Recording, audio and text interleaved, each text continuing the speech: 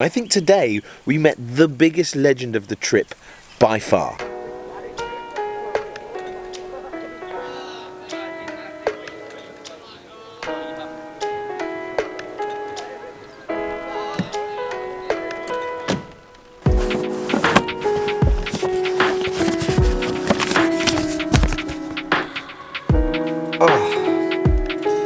So it's day 29 of living in a van, travelling around the country, meeting new people every day and taking them on in a head-to-head challenge. And today I am absolutely shattered. I was up really late last night, sort of like 2:30ish, editing because of the football, and I knew that I wanted to finish the video because the thing with this trip is I have to finish the video on that day because the next day I start a whole new one. So if I've got one hanging over from the day before, it's just a bit of a nightmare. And I was woken early this morning by the rain. It's pretty miserable out there. I don't think I'm even going to make myself a coffee. I think what I'm going to do is I'm just going to get up, go to a coffee shop, upload yesterday's video, and then start figuring out how my day is going to look. Because I'm quite excited about today. The guy I'm meeting today I've been talking to for quite a little while, and it's one of the only sure guests I've had all trip, so I'm really looking forward to it. But anyway, day 29. Let's see if Charlie has been kind to me in the sub-challenge for the day. Find a rock, name it, and take it on an emotional journey. Leave it somewhere with a view. I'm not going to find a rock now because it's pissing it down with rain, but find a rock, name it, take it on an emotional journey, leave it somewhere with a view. Right, well. Oh no. Things falling everywhere. Where'd that go? Where did that go? Come on. I tell you what, the weather has sort of like perfectly captured my mood this morning, just like a bit dreary and can't be us, but we're going to pick ourselves up. What's that called? Pathetic fallacy? Is that what it is? Hey Siri, define pathetic fallacy. Pathetic fallacy means the attribution of human feelings and responses to inanimate things or animals, especially in art and literature. I don't know if that's what I mean then. I think it's still what I mean. What I really love about when I have sequences where I ask Siri things in my videos is that I always get comments saying, you set off my series. So, hey Siri, subscribe to John Rochford. Right. Let's crack on.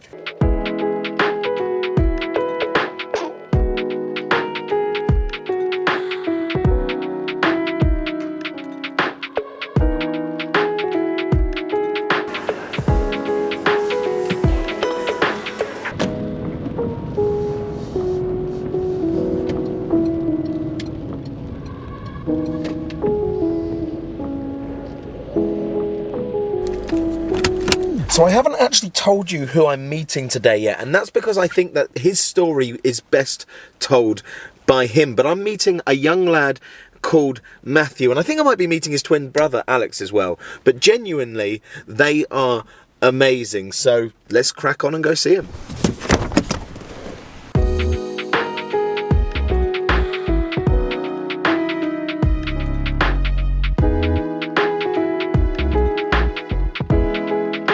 Typically, this guy's just started mowing. Exactly where you want him. Exactly where I want him. But that doesn't matter because I am now with Matthew. Hello.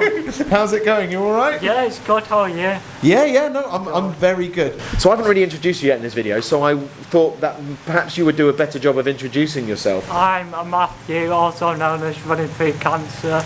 You can find me on like social media, Running Through Cancer, and I'm 18-year-old and I have a terminal diagnosis for cancer. I just blog about cancer and want to help support people by promoting it to the government and promoting it through my social channels. I was first diagnosed with cancer when I was 3-year-old.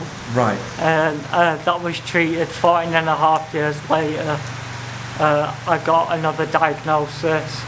I had surgery on that and then went from there really. I was told it spread to my brain stem after the surgery. A year after that I've been alright on chemo, and a few days ago we found out it spread to my spine as well. So luckily this summer I'm having radiotherapy again. You had a full course of radiotherapy last year, and it was actually last year when I sort of became familiar with yourself, thanks to your brother Hi. Alex. So basically, Alex last year was running 5k a day for every day of your radiotherapy, which is incredible. Alex, you reached out to me about that, didn't you? Yeah. And then you ended up raising an obscene amount of money. Nearly £17,000. Was all because of my shout out, wasn't all it? because of that one shout out. So, like, your channel is called Running with Cancer. Every time that something has sort of presented itself as an obstacle to you, you've used it as an opportunity to do something, like, if you don't mind me saying so, incredible. Like, actually incredible. Like, I was bigging you up before I even met you as, like, an amazing person. So you got the diagnosis on Friday that you've got that cancer is now in your spine. And then when did you decide you were going to do your challenge? I was thinking about it at the time after I found out, but then I'd like Friday night because I could hardly sleep, so I was on steroids and stuff. Yeah. I just thought, why not just do a challenge to challenge me instead of him challenge. So you thought about it that evening. The evening you got your diagnosis, you decided you were going to do it, and then you announced it like yesterday? Yeah. So then 2 days later you announced that during the course of your radiotherapy for this cancer, you're going to walk at least 10,000 steps a day. And that's going to be hard considering it's on my spinal cord. I was about to say, radiotherapy on your spine, like, and knowing just like my very base level knowledge, so please excuse any ignorance, but like knowing like how tough radiotherapy is on your body, that's going to be really tough. It is, it's tiring. Radiotherapy itself is just draining, it's tiring. But I'm thinking if you can keep active, which is what my profile and stuff is about, if you can keep active, keep moving, you can live for longer. Yeah, keep active, keep moving. And not only that, I suppose the mental health benefits as well of doing regular exercise. Yeah, it's really good. I would say that's a theme though with the activity in people with cancer. The people that I know, like, we've got someone else that's in his 50s called Liam, lovely guy, and he's just done a coast to coast raising money, and again he's got a brain tumour, but he can do it, and he's much better than people. He's a year on as well, they're at a similar stage, and he seems fine as well because of I think the exercise is a massive benefit to it. Like, even when you're on your chemotherapy, you were better when you were exercising. Matthew, when he reached out to me saying I'd love to be part of the challenge, and I'd actually known of you for a while, so I was like really excited about that. He described himself as a big deal in the brain tumour world. Everyone knows me. It's like more importantly, you're raising money for the Move charity who support cancer and cancer patients and people beyond cancer.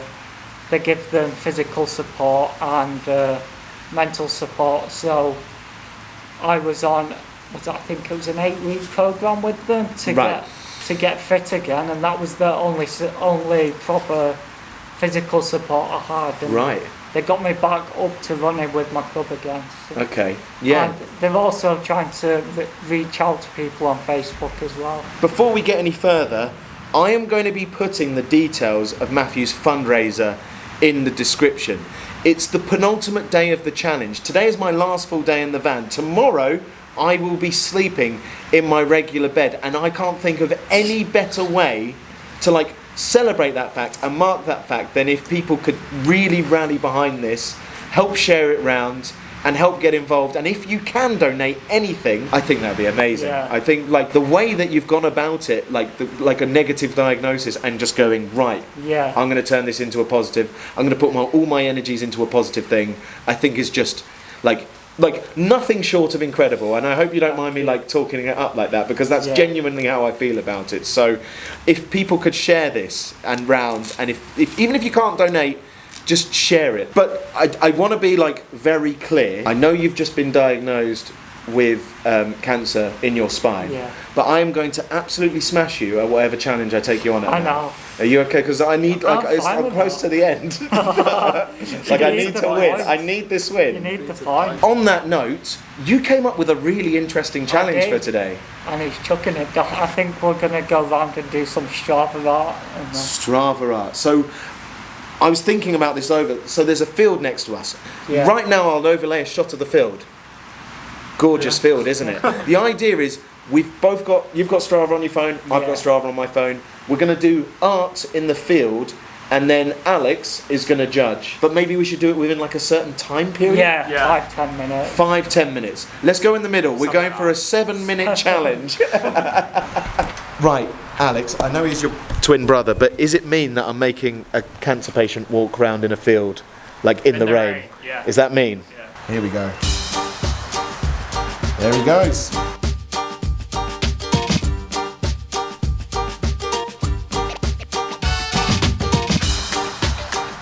He hasn't travelled very far in the last 2 minutes. He's sort of, I think he's writing something. This is the most intricate knob drawing I've ever seen. Are you not happy with your efforts? Oh no, I was gonna do a mockery debug, but that didn't work, so I've ended up drawing this. Don't tell me. You've ended up drawing. Don't tell me what you've drawn. No. We'll wait till the end. Right, my turn. I've just had an idea of what I might draw, but I have no idea if it's going to come across any good. I'm ready when you are. Go!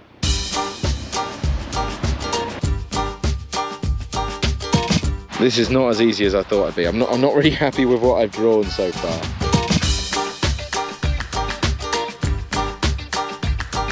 Has that worked?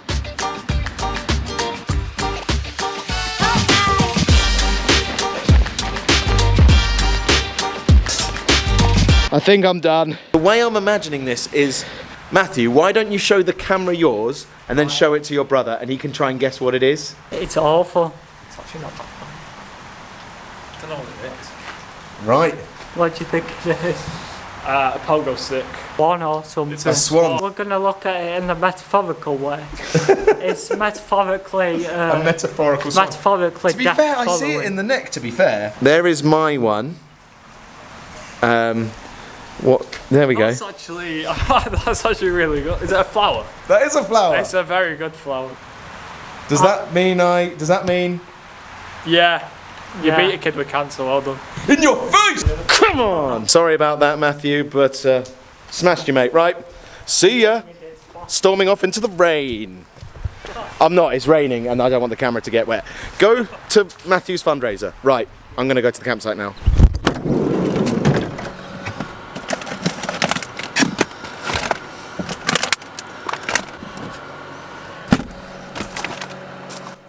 So as it's my last evening living out of Betty during this trip, I decided to go all out and treat myself. So this evening, I'm going to be cooking a cheese and bacon burger, which is going to be covered in jalapenos and hot sauce. And it's going to be great. I think I said this the other day, and I'm not entirely sure why it's the case, but I think cooking in the van has been one of the things that feels most like an adventure. I think it's just because it's so different from any normal cooking setting. Don't get me wrong, I've cooked outside on camping trips and all sorts before, but weirdly, they're the moments that sort of crystallise it as a bit of an adventure, and I'm not sure why that is. I guess food's an essential part of travel. Like if you go to a foreign country, one of the things you remember when you come back is food, and on this trip, one of the things I'm going to remember are the meals that I cooked in the back of Betty.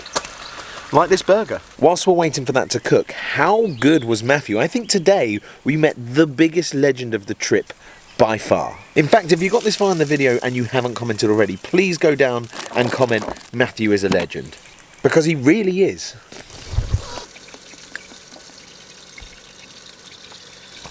Now that is an amazing looking burger.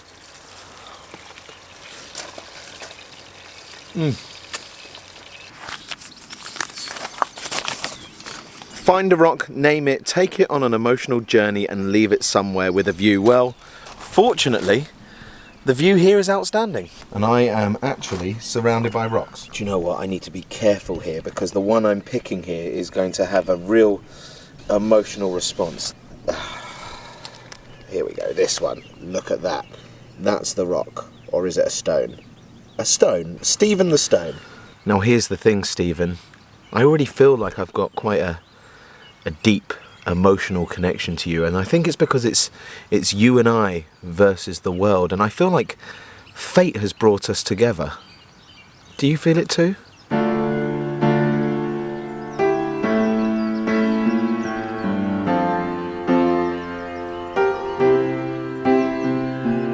I will always cherish our moments together, Stephen. Now, fuck off. There's your emotional journey.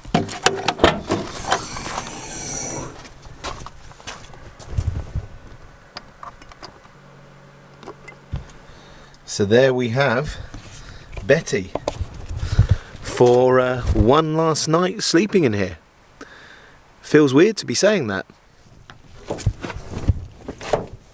You know, I keep thinking about Matthew and Alex, who I met today, and their strength and their relationship as brothers, and how much strength in character Matthew has to get such an awful diagnosis on Friday and be so positive with it. I genuinely, my mind is blown, and I honestly couldn't think of a better person to meet and do a challenge with on my last full day living in the van. And I'm genuinely blown away by it. So look, I really want to help him out. I really want you guys, if you can, to go and help with the fundraiser. He's got a channel as well. I'll put that in the description, or follow his socials. I'll put everything in the description. Let's see how much we can help Matthew out. And in fact, I'm going to do something a bit different today.